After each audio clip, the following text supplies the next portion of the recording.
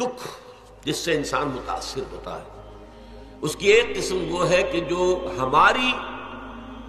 ہمارے ارادہ اور اختیار سے باہر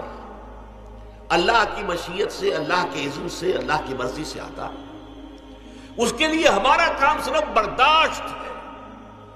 جو شے بھی ہمیں برداشت کی صلاحیت عطا کر دے وہی اس کا علاج ہے۔ جیسے آپ کو معلوم ہے کہ بخار بہت تیز چڑھا ہوا ہے،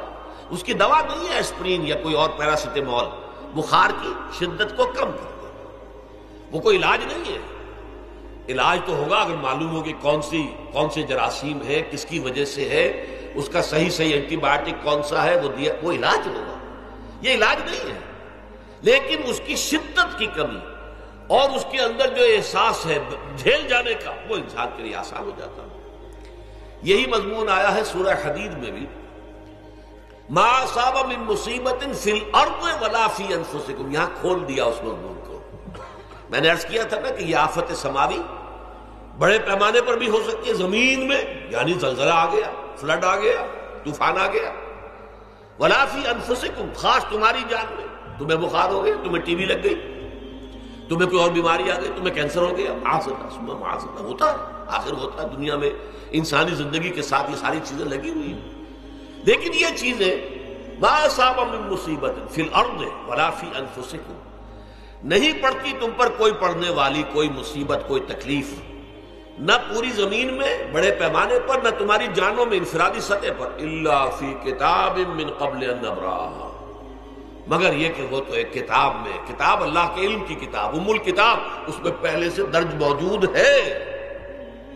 یہ الٹ اپ نہیں ہو گیا، یہ اچانک نہیں ہو گیا۔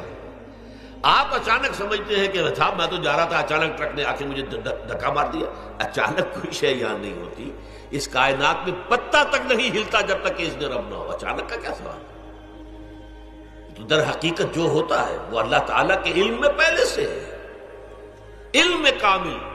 ما کان وما یکون، جو کچھ ہوا ہے، جو کچھ ہوگا، مستقبل، ماضی، کل کا کل، آنے واحد میں اللہ کے علم میں موجود ہے۔ لہذا یہاں اچانک کچھ نہیں ہوتا، جو بھی آیا ہے اللہ کے علم سے آیا، اور یہ پہلے سے اللہ کے علم کے اندر موجود تھا، لکھا ہوا تھا، الا فی کتاب من قبل ان نبراہا ان ذلک علی اللہ یسیر۔ یہ تمہیں تو مشکل نظر آئے گا لیکن اللہ پر بڑا آسان ہے، اللہ کا علم کامل، ما کانا ما یکون کو حاوی ہے، لکہ لا تاسوا علی ما فاتکم، تاکہ تم افسوس نہ کیا کرو ان چیزوں پر جو تم سے چھوٹ جائیں، جاتی رہیں، چھن جائیں۔ کوئی موقع تھا ہاتھ سے نکل گیا، کوئی دولت تھی اس پر ڈاکہ پڑ گیا، کوئی اور مصیبت ہے وہ آ گئی، کوئی عزیز فوت ہو گیا، اکلوتا بیٹا تھا فوت ہو گیا، وغیرہ وغیرہ۔ ما فاتکم، فات سے ہی فوتیدگی ہے نا،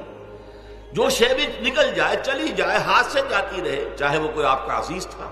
جو فوت ہو گیا تو آپ کے ہاتھ سے نکل گیا، یا کوئی مال تھا جو آپ کے قبضے سے نکل گیا، ڈاکہ پڑ گیا، چوری ہو گئی، نقصان ہو گیا کاروبار میں بہت بڑا، اس پر افسوس نہ کیا کرو۔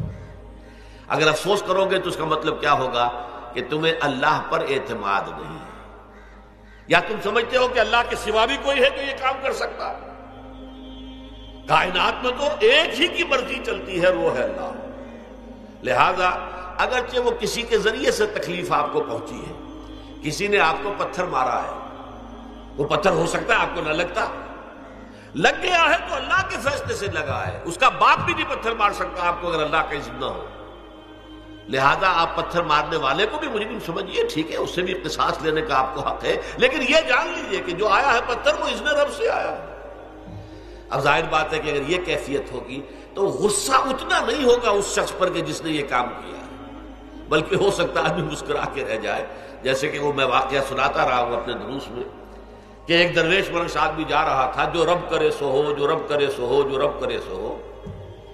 کسی شخص نے پتھر اٹھا کر دے مارا، اس کے سر پہ لگ گیا کہ اس نے پیچھے پلٹ کر دیکھا کس نے مارا ہے۔ اس نے کہا مجھے کیا دیکھتے ہو، جو رب کرے سو ہو، یہ تو رب کے مارنے سے۔ اس نے کہا مجھے تو یہ پتھر رب کے مارے ہی لگا ہے، لیکن میں دیکھ یہ رہا تھا بیچ میں کس کا منہ کالا ہو گیا، اپنے لیے کس نے ایک گناہ کما لیا، اپنے لیے کس نے ایک مصیبت جو ہے وہ مول لے لی، وہ بیچ میں تم آ گئے ہو۔ پتھر اللہ کی طرف سے آیا ہے،